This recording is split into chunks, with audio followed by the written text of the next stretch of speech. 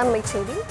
கொள்கையில்லா கூட்டத்தை சேர்த்து கூக்குரலிட்டு கும்மாளம் போடும் இயக்கம் திமுக அல்ல என்று முதல்வர் தெரிவித்திருக்கிறார். விவரங்களை தர இருக்கிறார் செய்தியாளர் பாரிகார்த்திக்.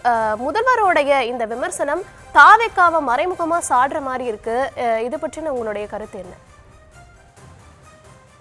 வணக்கம். அதாவது இந்த முதலமைச்சர் இருக்கக்கூடிய உடன்பிறப்புக்கான அந்த மடலில் முப்பெரும் விழா என்பது நம்மை நாமே ஊக்கப்படுத்திக் கொள்ளும் திருவிழா என்றும், அரிமா நோக்கு போல 75 ஆண்டு தொடர்ச்சியாக திமுக கட்சி என்ற கட்சி ஆரம்பித்து 75 ஆண்டுகள் ஆகிறது.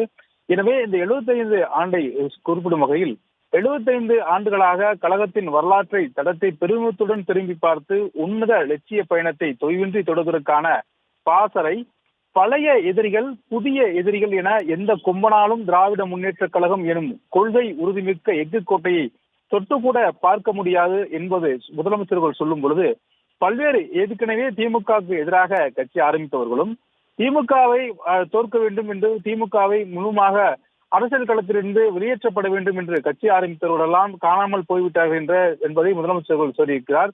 மேலும் புதிய எதிரிகள் என எந்த கொம்பனாலும் திராவிட முன்னேற்ற கழகத்தை தொட முடியாது என்பது மூலம் புதிதாக கட்சி ஆரம்பித்தவர்கள் கூட தொடர்ச்சியாக திமுகவை கடுமையாக விமர்சித்தும் திமுகவை கடுமையாக கண்டனம் தெரிவித்தும் பல்வேறு குற்றச்சாட்டுகளை திமுக மீதும் தொடர்ச்சியாக பேசி வருகிறார்கள். எனவே அதை அடிப்படையாக வைத்தான் முதலமைச்சர்கள் தனது கடிதத்தில் கூட பழைய எதிரிகள் புதிய எதிரிகள் என எந்த கொம்பனாலும் திமுகவை ஒன்றும் செய்துவிட முடியாது என அந்த உடன்பிறப்புக்கு எழுதியிருக்கக்கூடிய அந்த கடிதத்தில் சுட்டிக்காட்டியிருக்கிறார். அதன்படி புதிதாக கட்சி ஆரம்பித்தவர்களும் ஏற்கனவே கட்சி ஆரம்பித்து திமுகவை முழுமையாக காலி செய்து விடுவோம் என்று எண்ணத்தோடு கட்சி ஆரம்பித்தவர்களும் யாராலும் உறுதி செய்துவிட முடியாது என முதலமைச்சர்கள் கூறியிருப்பதன் அடிப்படை நோக்கம் புதிதாக கட்சி ஆரம்பித்திருக்கும் விஜயம் சேர்த்து என்ற அடிப்படையிலே இதை எடுத்துக் கொள்ளலாம்.